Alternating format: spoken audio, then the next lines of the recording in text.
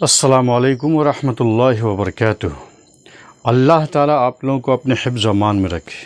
تقریباً 1.5 مہینے کے بعد میں آپ سے روبرو اور میں آپ کے سامنے جس ٹاپک کو لے کر حاضر ہوا ہوں اپنے سیمانچل ایریا کے لیے بہت ہی زیادہ وہ حساس کا موضوع ہے اور بہت ہی زیادہ امپورٹنٹ ہے۔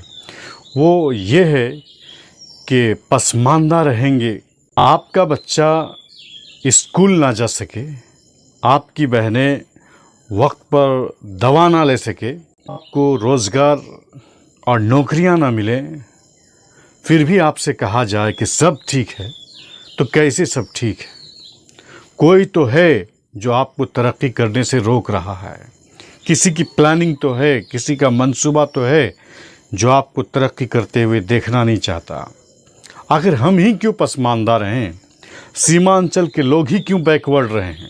سیمانچل اور ان کو وہ ساری سہولیات اور فیسلٹیز نہ ملے جو ایک عام شہری کے لیے ضروری ہے۔ جب دیکھتے ہیں کہ ممبئی، دلی، حیدرآباد اس طرح کے جو میکرو سٹیز ہیں یہ ترقی کر سکتا ہے تو ہمارا سیمانچل کا ایریا کٹیہار، پورنیہ، ارریہ، سپول کیوں نہیں؟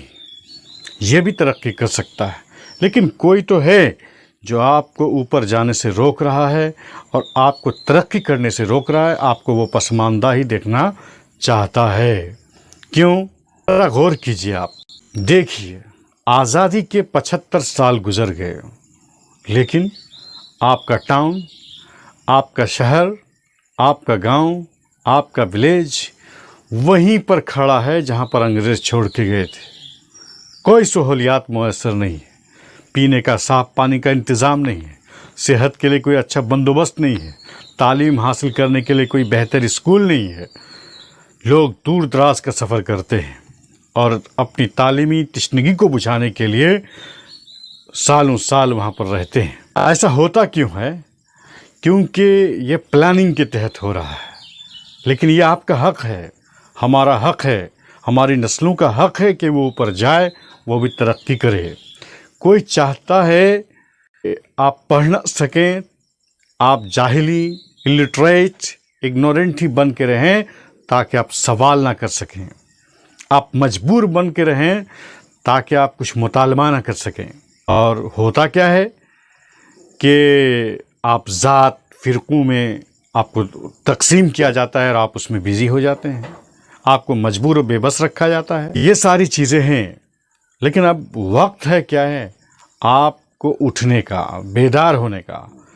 آپ مجبور نہیں ہیں، آپ بے بس نہیں ہیں، آپ مظلوم ہیں، اور مظلوم جب ایک بار جاگ جائے، مظلوم جب ایک بار بیدار ہو جائے تو وہ دنیا کی تاریخ بدل دیتا ہے۔ اب ذرا سوچئے کہ اس کا ذمہ دار کون ہے؟ اس بارے میں نے کچھ دن پہلے بتایا تھا۔